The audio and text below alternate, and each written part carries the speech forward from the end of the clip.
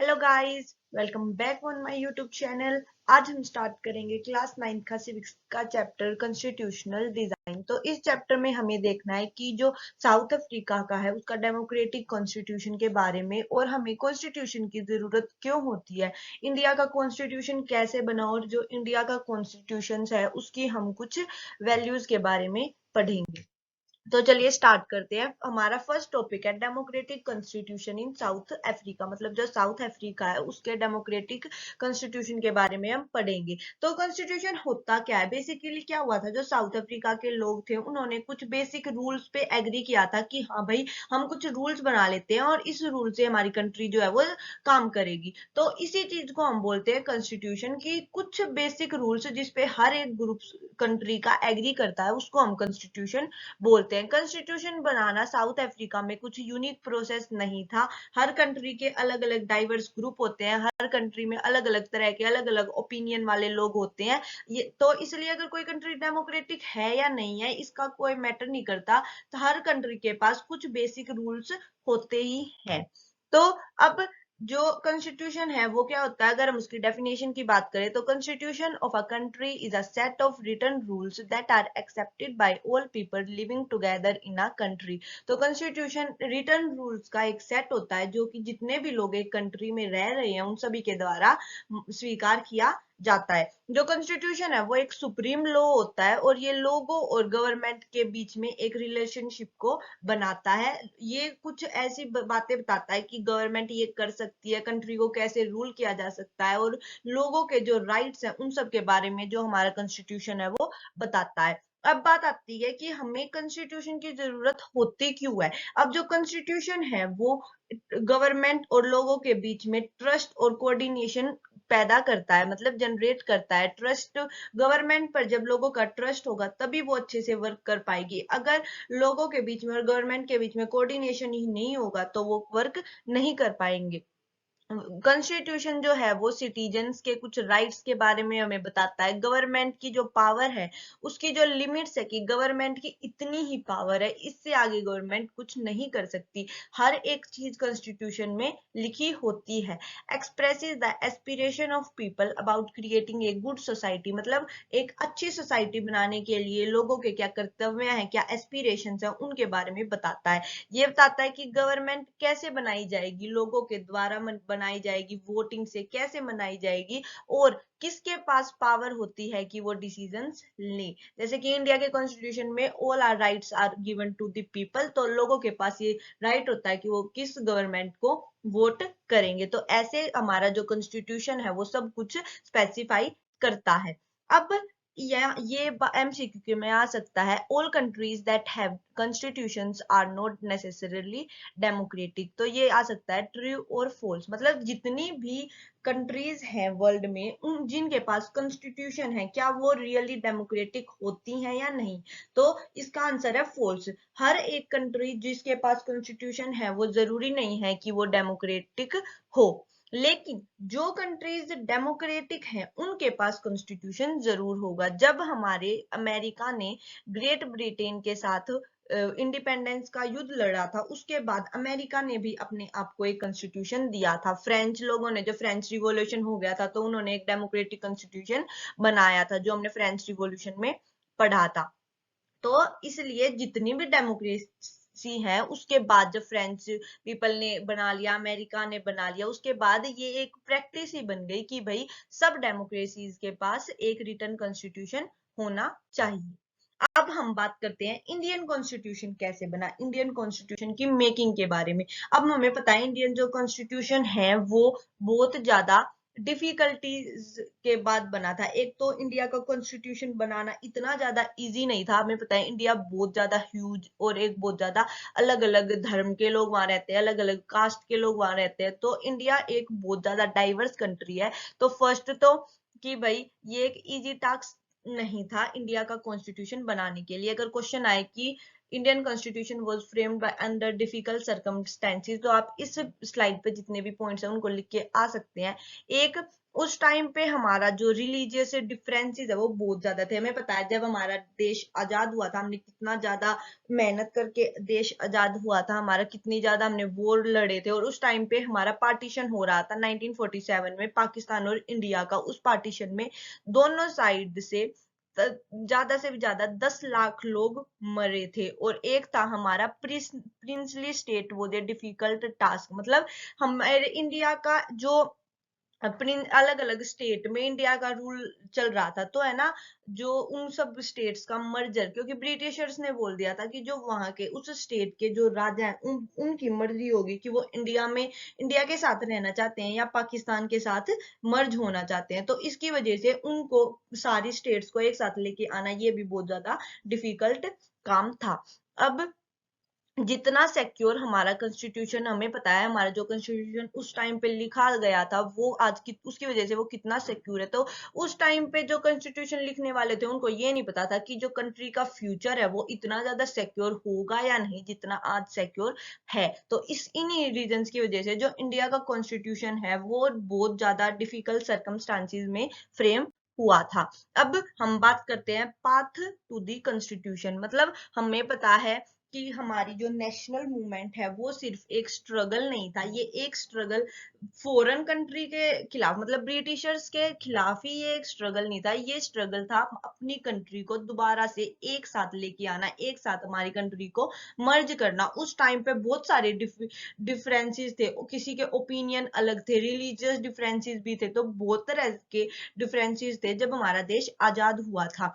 उसमें से कुछ जो बेसिक आइडिया जो सभी ने एक्सेप्ट किए थे, उस बेसिक आइडियाज ने कॉन्स्टिट्यूशन को एक पाथ दिया था। अब इसमें दो मेजर डॉक्यूमेंट्स आते हैं, एक तो 1928 और एक 1931 में। तो 1928 में क्या हुआ था, जो मोतीलाल नेहरू हैं और उनके साथ 8 और कांग्रेस के लीडर, उन्होंने कॉन्स्टिट्यूशन बनाया था इंडिया के लिए 1928 में। और 1931 में जब कराची सेशन हुआ था, इंडियन नेशनल कांग्रेस का जब कराची सेशन हुआ था, उसमें ये बताया गया था कि जो इंडिया इंडिपेंडेंट कॉन्स्टिट्यूशन है, मतलब जब इंडिया आजाद हो जाएगा तो जो उसका कॉन्स्टिट्यूशन होगा वो कैसे दिखेगा, वो सब हमारा 1931 के जो रिजोल्यूशन है, कराची सेशन है, उसमें दिखा गया था। तो ये दो इंपॉर्टेंट डेट्स और दो मेजर डॉक्यूमेंट्स।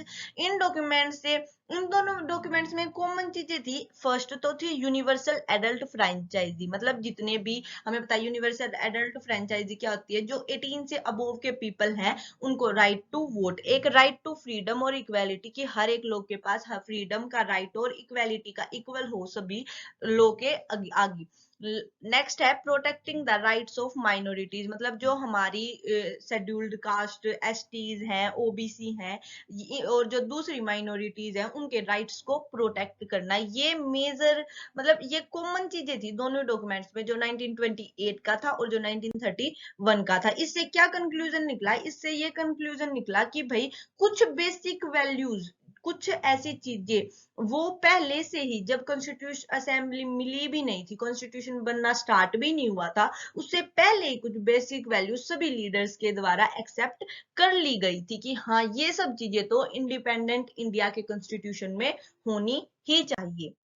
अब हमें पता है कॉलोनियल एक्सपीरियंस हमारा बहुत ज्यादा है, तकरीबन तकरीबन 189 ईयर्स, 200 से भी ज्यादा साल अंग्रेजों ने हम पे राज किया है। तो उसके एडवांटेजेस इंडियन कॉन्स्टिट्यूशन को बनाते वक्त क्या हुआ, एक तो हमें पता लग गया कि हमारा देश कैसे, हमें वर्क कराना अपने देश को, इंडियंस को ये एक्सपीरियंस हुआ कि भाई जो इंस्टीट्यूशंस ब्रिटिशर्स ने लगाए थे कि उनका वर्किंग कैसे होगा, तो उनका खुद का उन्होंने इंस्टीट्यूशन बनाया, उन पे वो कैसे काम कर सकते हैं, इन सब के बारे में इंडियंस को थोड़ा सा एक्सपीरियंस हो गया। और उसके बाद इंडियन कॉन्स्टिट्यूशन में ऐसे बहुत सारे इंस्टीट्यूशनल डिटेल्स और कॉलोनियल लॉज थे ना, कुछ ब्रिटिशर्स के जो लॉ थे वो ऐसे हमारी इसमें ले लिए गए कि हाँ भाई इनसे इंडिया जो है वो थोड़ा सा और बेहतर हो सकता है। जैसे कि हमारी जो गवर्नमेंट ऑफ इंडिया एक्ट 1935 है, इसके बारे में इंडिया जो कॉन्स्टिट्यूशन है उसमें बताया गया है। तो कॉलोनियल एक्सपीरियंस के कुछ एडवांटेजेस भी थे। अब सोर्सेज ऑफ इंडियन कॉन्स्टिट्यूशन, मतलब हमें पता है कि हमारा जो कॉन्स्टिट्यूशन का फ्रेमवर्क है उसको बहुत लंबे समय से सोचा गया। तो उस है ना, सोचने से क्या हुआ, उस टाइम पीरियड में क्या हुआ, बहुत सारी कंट्रीज ने कॉन्स्टिट्यूशन बना लिया था। तो जो हमारे लीडर्स हैं उनको थोड़ा सा आइडिया हो गया, मतलब उन्होंने बहुत सारी कंट्री से कुछ ना कुछ सीखा, लेकिन उन्होंने ना अपनी टर्म्स पे सीखा, अपनी इंडिया की कंडीशन देखते हुए कहीं से कुछ पॉइंट सीखे, किसी कंट्री से कुछ सीखा। जैसे कि रशिया से उन्होंने सीखा सोशलिज्म, मतलब जो सोशल और इकोनॉमिक जो डिफरेंसेस है वो एक कंट्री में नहीं होने चाहिए। फ्रांस से उन्होंने सीखा फ्रेंच रिवॉल्यूशन के आइडियाज, जो हमारा कॉलोनियल रूल था उन्होंने उससे उन्होंने government of act India act 1935, USA से उन्होंने बिल ऑफ राइट्स सीखा, ब्रिटेन से पार्लियामेंट्री डेमोक्रेसी की, भाई जो पार्लियामेंट है उसके पास थोड़े से वो होने राइट्स होने चाहिए। तो इन सब फैक्टर्स ने कॉन्स्टिट्यूशन बनाने में बहुत ज्यादा कंट्रीब्यूशन किया। तो आप इनको लर्न कर सकते हैं, रशिया से क्या सीखा, फ्रांस के कॉन्स्टिट्यूशन से क्या पॉइंट्स वो लिए। अब हम अगर बात करें हमारी कॉन्स्टिट्यूएंट असेंबली, हमें पता है हमारा जो इंडिया का कॉन्स्टिट्यूशन है वो कॉन्स्टिट्यूएंट असेंबली ने बनाया था, ड्राफ्ट किया था। अब हमारा जो, तो अगर कॉन्स्टिट्यूट असेंबली के बारे में बात आ जाएगी, कॉन्स्टिट्यूएंट असेंबली क्या थी, तो the drafting of document called constitution was done by an assembly of elected representatives called constituent assembly। जो constituent assembly है उसके फर्स्ट इलेक्शंस, मतलब इलेक्शंस हुए थे जुलाई 1946 में, और जो constituent assembly है उसकी पहली मीटिंग दिसंबर 1946 में हेल्ड हुई थी। पार्टीशन से क्या हुआ, अब पार्टीशन हुआ तो जो हमारी कंस्टिट्यूएंट असेंबली, पार्टीशन हमारा हुआ 1947 में, और ये कंस्टिट्यूएंट असेंबली बनी थी 1946 में। तो इसकी वजह से जो कंस्टिट्यूएंट असेंबली है वो भी दो पार्ट्स में डिवाइड हो गई, इंडिया की अलग असेंबली और पाकिस्तान की अलग असेंबली। जो इंडिया की असेंबली थे उसमें 299 मेंबर्स थे। कंस्टिट्यूएंट असेंबली के बारे में अगर लिखना है तो आप ये सब लिख सकते हैं। असेंबली ने 26 नवंबर 1949 को कॉन्स्टिट्यूशन अडॉप्ट कर लिया गया था, लेकिन हमारा जो कॉन्स्टिट्यूशन है वो 26 जनवरी 1950 को इफेक्ट में आया था। अगर क्वेश्चन कब अडॉप्ट हुआ, 26 नवंबर 1949, और कब लागू हुआ, 26 जनवरी 1950। इसके पीछे एक स्टोरी भी है। जब हमारा लाहौर सेशन हुआ था तो हमारी जो जवाहरलाल नेहरू जी हैं और जो अदर लीडर्स हैं उन्होंने डिसाइड किया था कि जो 26 जनवरी है उसको हम इंडिपेंडेंस डे मनाएंगे, लेकिन कुछ रीजंस की वजह से ऐसा हो नहीं पाया था। तो इसकी वजह से उन्होंने डिसाइड किया कि जो 26 जनवरी 1950 है उस दिन हमारा जो कॉन्स्टिट्यूशन है वो इफेक्ट में लाया जाएगा, लागू किया जाएगा। और उसी दिन से जब हमारा कॉन्स्टिट्यूशन लागू हुआ, हम 26 जनवरी को हर साल रिपब्लिक डे के रूप में मनाते हैं। तो आपको पता होना चाहिए कि हम 26 जनवरी को रिपब्लिक डे के लिए क्यों मनाते हैं, और जो कॉन्स्टिट्यूशन है वो इसी दिन लागू क्यों हुआ था।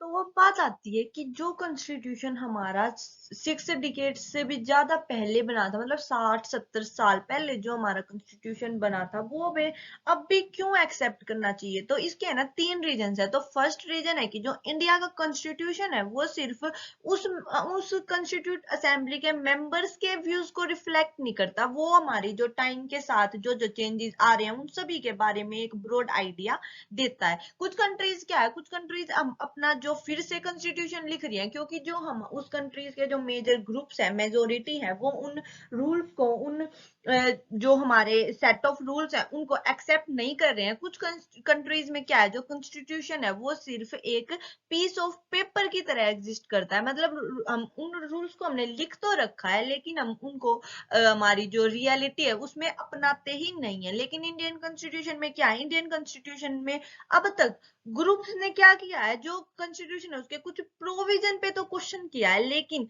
किसी भी ग्रुप ने आज तक कॉन्स्टिट्यूशन की लेजिटिमेसी, मतलब कॉन्स्टिट्यूशन पे कभी भी क्वेश्चन नहीं किया है। तो ये सबसे बड़ी अचीवमेंट है इंडियन कॉन्स्टिट्यूशन की। सेकेंड रीजन है कि जो कॉन्स्टिट्यूट असेंबली है उसमें इंडिया के हर एक ग्रुप, हर एक कास्ट, हर एक रिलीजन, हर एक ऑक्यूपेशन के अलग अलग लोग थे। उस टाइम पे यूनिवर्सल एडल्ट फ्रेंचाइजी नहीं थी, मतलब उस टाइम पे ऐसे इलेक्शंस नहीं हुए थे कि हर एक इंसान जाके वोट करे। उस टाइम पे जो हमारी मेंबर्स थे, जो हमारी इंडियन नेशनल कांग्रेस थी, उसके मेंबर्स मेनली इलेक्ट हुए थे, लेकिन जो असेंबली थी उसमें जो इंडियन कॉन्स्टिट्यूशन के मेंबर्स थे उस आईएनसी में ही इतने सारे अलग अलग ग्रुप के मेंबर्स थे, अलग अलग ओपिनियंस थे। तो इसकी वजह से अगर उस टाइम पे हमारी इलेक्शन जो है वो यूनिवर्सल एडल्ट फ्रेंचाइजी से भी होता तो इतना कुछ ज्यादा चेंज नहीं आता। तो इसकी वजह से सेकेंड रीजन जो कॉन्स्टिट्यूट असेंबली है उसमें अलग अलग ओपिनियन के लोग थे। थर्ड रीजन है कि जिस कंस्टिट्यूट असेंबली जिस मैनर में वर्क करती है उसने कंस्टिट्यूशन को एक सेंसिटी दी है। सेंसिटी का मतलब होता है पवित्रता दी है, मतलब उसने अच्छे से वर्क किया, कंस्टिट्यूट असेंबली में अच्छी मैनर में वर्क किया है, सब कुछ एक सिस्टमैटिक वे से वर्क किया है। अब हमारी जो असेंबली थी उसने सिस्टमैटिक, ओपन और एक कंसेंशुअल मैनर में वर्क किया है। कुछ बेसिक प्रिंसिपल्स थे उनको डिसाइड किया गया, उन पे एग्री किया गया, डिबेट्स हुई। हमारी जो एक ड्राफ्टिंग कमिटी, हमारे जो doctor B R Ambedkar ji हैं उनके द्वारा एक ड्राफ्टिंग कमिटी बनाई गई, हेड थे डॉक्टर बी आर अम्बेडकर। फिर एक कॉन्स्टिट्यूशन का एक ड्राफ्ट बनाया गया। इस ड्राफ्ट में 2000 से ज्यादा अमेंडमेंट्स कंसीडर की गई थी। जो हमारी कॉन्स्टिट्यूशन है उसमें 2000 से भी ज्यादा अमेंडमेंट्स डिस्कस की गई थी। 3 साल के टाइम पीरियड में जो हमारे मेंबर्स हैं वो 114 बार डेलिब्रेट हुए थे, फिर डिबेट्स हुई थी। और जो उस टाइम पे जो हमारी कॉन्स्टिट्यूट असेंबली में हर एक वर्ड जो बोला जाता था, every document presented and every word spoken in constituent assembly has been recorded and preserved. जो कॉन्स्टिट्यूट असेंबली में हर एक डॉक्यूमेंट, हर एक वर्ड को अब आज तक रिकॉर्ड किया गया और प्रिजर्व रखा गया है, और इसका नाम है हमारा कॉन्स्टिट्यूशनल असेंबली डिबेट्स। फिर अगर हम इन जो ये हमारे रिजल्ट्स हैं, रिकॉर्डेड हमारी चीजें हैं, इनको अगर हम इनको प्रिंट किया गया तो ये 12 बल्कि वॉल्यूम्स बनी थी। मतलब जो ये डिबेट्स हैं ये 12 बल्कि वॉल्यूम्स में आई थी। अब हमारी जो कॉन्स्टिट्यूशन है उसकी कुछ वैल्यूज हैं, हम उनके बारे में देखेंगे। तो हम है ना कॉन्स्टिट्यूशन की फिलोसॉफी को दो तरह से जान सकते हैं। फर्स्ट तो जो हमारे मेजर लीडर्स हैं कॉन्स्टिट्यूशन के, उनके व्यूज के रीड करके, मतलब जो हमारे उस टाइम के लीडर्स है जैसे कि महात्मा गांधी, जवाहरलाल नेहरू, बी आर अम्बेडकर, उनके व्यूज को रीड करके। और सेकंड जो हमारे कॉन्स्टिट्यूशन की जो मेन फिलोसॉफी है, मतलब जो हमारे कॉन्स्टिट्यूशन का प्रीएम्बल है उसको रीड करके। तो पहले हम बात करते हैं लीडर्स के बारे में। तो फर्स्ट है महात्मा गांधी। महात्मा गांधी जो है कॉन्स्टिट्यूट असेंबली के मेंबर नहीं थे, लेकिन जब वो 1931 में अपनी मैगजीन उन्होंने लिखी थी यंग इंडिया, तो उसमें उन्होंने है ना ये बोला था कि वो चाहते हैं कि जो कॉन्स्टिट्यूशन है उसमें कुछ वर्क हो। 4-5 वर्क उन्होंने बताए। तो पहला वर्क था एलिमिनेट इनइक्वालिटी, की जो देश में जो इनइक्वालिटी है, पुअर रिच, इसको एलिमिनेट हो, कास्ट के भेद, कास्ट डिस्क्रिमिनेशन ना हो, और जो ड्रिंक्स है, ड्रग्स है, उसका प्रोहिबिशन हो, जो वुमेन है उनको इक्वल राइट मिले, और जो कंट्री के मैन है उनके बीच में हार्मनी हो, मतलब ईमानदारी की भावना, नैतिकता हो। ये सारी चीजें महात्मा गांधी ने अपनी यंग इंडिया में लिखा था, और उन्होंने अपनी यंग इंडिया जो मैगजीन है वो 1931 में लिखी थी। Second doctor B R Ambedkar. Doctor B R Ambedkar ने कॉन्स्टिट्यूशन की जो मेकिंग है, ड्राफ्टिंग है, उसमें बहुत इंपॉर्टेंट रोल निभाया है। उन्होंने ये एक अलग अंडरस्टैंडिंग दी कि हम इनइक्वालिटीज को कैसे रिमूव कर सकते हैं। वो हमेशा महात्मा गांधी के आइडिया के खिलाफ थे, हमेशा उन्होंने महात्मा गांधी का क्रिटिसाइज किया है। अब जवाहरलाल नेहरू ने क्या किया? जवाहरलाल नेहरू ने जब हमारी कॉन्स्टिट्यूट असेंबली को अपनी फाइनल स्पीच दी 15 अगस्त 1947 की मिडनाइट को, उसका नाम था ट्रस्ट विद डेस्टिनी, इस उनकी स्पीच का नाम था। तो उस स्पीच में उन्होंने अपने सिटीजन से अर्ज की, रिक्वेस्ट की कि वो एक प्लेज ले कि वो हमेशा अपनी कंट्री को सर्व करेंगे, और जितने भी हमारे सिटीजन्स है, फेलो सिटीजन्स है, उनके साथ ह्यूमैनिटी के साथ रहेंगे। तो ये जवाहरलाल नेहरू की फाइनल स्पीच थी कॉन्स्टिट्यूट असेंबली को। अब फिलोसॉफी ऑफ द कॉन्स्टिट्यूशन, मतलब जो हमारी वैल्यूज हैं, जिन्होंने हमारी फ्रीडम स्ट्रगल को गाइड किया, इंस्पायर किया, जिसने हमारी कंट्री की डेमोक्रेसी की फाउंडेशन को फॉर्म किया, ये सारी जो वैल्यूज है इनके बारे में पढ़ेंगे। तो जो वैल्यूज हैं, ये सारी वैल्यूज हमारी जो कॉन्स्टिट्यूशन का प्रीएम्बल है उसमें लिखी गई है।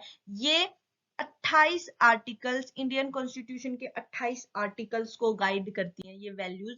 प्रीएम्बल क्या है? प्रीएम्बल जो है वो एक शॉर्ट स्टेटमेंट है जिसमें कुछ बेसिक रूल्स के बारे में बताया गया है कॉन्स्टिट्यूशन के बारे में, उसी चीज को हमने प्रीएम्बल बोला है। जो ये प्रीएम्बल की इंस्पिरेशन है ये हमारे इंडियन कॉन्स्टिट्यूशन ने अमेरिका के मॉडल से लिया है। अब हम कुछ हमारे कॉन्स्टिट्यूशन के कुछ कीवर्ड्स को समझेंगे। First, we the people. We the people का मतलब होता है कि भाई जो कॉन्स्टिट्यूशन है has been drawn up and enacted by the people through their representatives and not handed down to them by a king और एनी आउटसाइड पावर्स। मतलब जो हमारे लोगों का जो रूल है वो उनके चुने हुए ही रिप्रेजेंटेटिव, सब हमें पता है हम अपना वोट करते हैं, अपने रिप्रेजेंटेटिव चुनते हैं, तो कॉन्स्टिट्यूशन में बोला गया है कि जो उनके रिप्रेजेंटेटिव्स हैं उनके द्वारा ही लोगों को रूल किया जाएगा, ना कि किसी राजा के द्वारा या फिर आउटसाइड पावर। आउटसाइड पावर मतलब उस टाइम पे ब्रिटिशर्स का रूल था, तो ऐसी आउटसाइड पावर्स से रूल नहीं किया जाएगा। सेकंड है सोवरेनिटी। सोवरेनिटी क्या होता है कि जो लोग हैं वो ही, उनका ही सुप्रीम राइट है कि वो ही डिसीजंस ले, कि वो कौन सी गवर्नमेंट को लेके आना चाहते हैं पावर में। कुछ भी जो है कोई external power government of India को डिक्टेट नहीं कर सकती कि आप ये काम करें ये ना करें।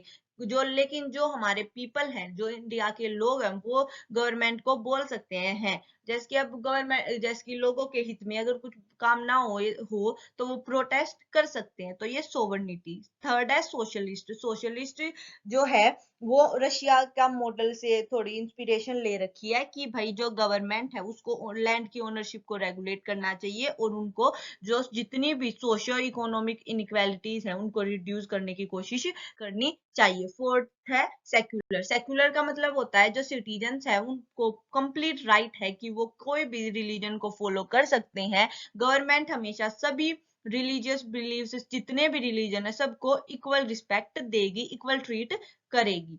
डेमोक्रेटिक। डेमोक्रेटिक मतलब जहां ऐसी फॉर्म ऑफ गवर्नमेंट जिसमें लोगों को इक्वल पॉलिटिकल राइट हो, उनकी जो रूल्स हैं उनको इलेक्ट करने में, अपने गवर्नमेंट को इलेक्ट करने में, और जो हमारी गवर्नमेंट है वो अकाउंटेबल हो। अकाउंटेबल का मतलब होता है कि वो लोगों के हित में काम करे, लोगों के लिए उनका कुछ कर्तव्य हो। नेक्स्ट है सिक्स्थ है रिपब्लिक। रिपब्लिक मतलब जो स्टेट है या फिर जो कंट्री है उसका हेड जो है वो इलेक्टेड पर्सन होगा। जैसे कि अब हम अगर बात करें, हमारे जब इलेक्शंस होते हैं तो जो हमारे प्राइम मिनिस्टर, प्रेसिडेंट है, वो उनको हम चुनते हैं, वो एक इलेक्टेड पर्सन है, ना कि वो एक हेरिडेटरी पोजीशन नहीं है। मतलब जैसे कि राजा, राजा के बाद उसका बेटा, उसके बाद उसका बेटा, ये होती है हेरिडेटरी पोजीशन। तो ये नहीं होता, हेड ऑफ द स्टेट एक इलेक्टेड पर्सन होता है। नेक्स्ट है जस्टिस। जस्टिस मतलब कि कोई भी सिटीजन कास्ट के बेसिस पे, रिलीजन के बेसिस पर, जेंडर के बेसिस पर कभी भी उसका डिस्क्रिमिनेशन नहीं होना चाहिए। गवर्नमेंट को सभी के लिए एक जैसा काम करना चाहिए, और जो स्पेशली जो हमारे डिसएडवांटेजेस ग्रुप हैं जैसे कि हमारे ओबीसी, एससी, एसटी, इनके वेलफेयर के लिए थोड़ा सा काम करना चाहिए। नेक्स्ट है लिबर्टी। लिबर्टी का मतलब होता है कि जो लोग हैं वो उनके ना, उनके जो विचार हैं, उनके जो थॉट्स हैं, उन पे कोई रेस्ट्रिक्शंस नहीं है कि वो क्या सोचते हैं। वो जैसा चाहे वैसे अपने थॉट्स सोच सकते हैं, उनको जैसे पूरा करना चाहे वैसे पूरा कर सकते हैं। नेक्स्ट है इक्वेलिटी। हमें पता है जो हमारे सभी लोग हैं वो इक्वल बिफोर लॉ है।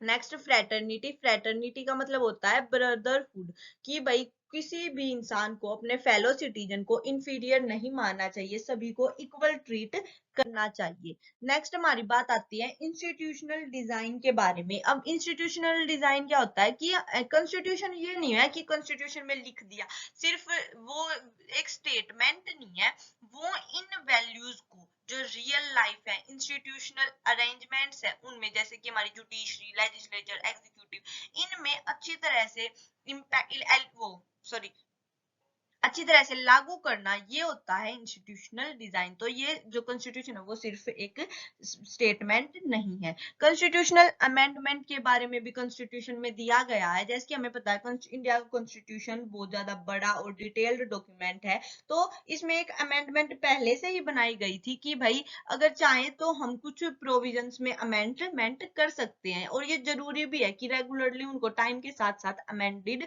किया जा सके कि हाँ भाई सब कुछ ठीक चले।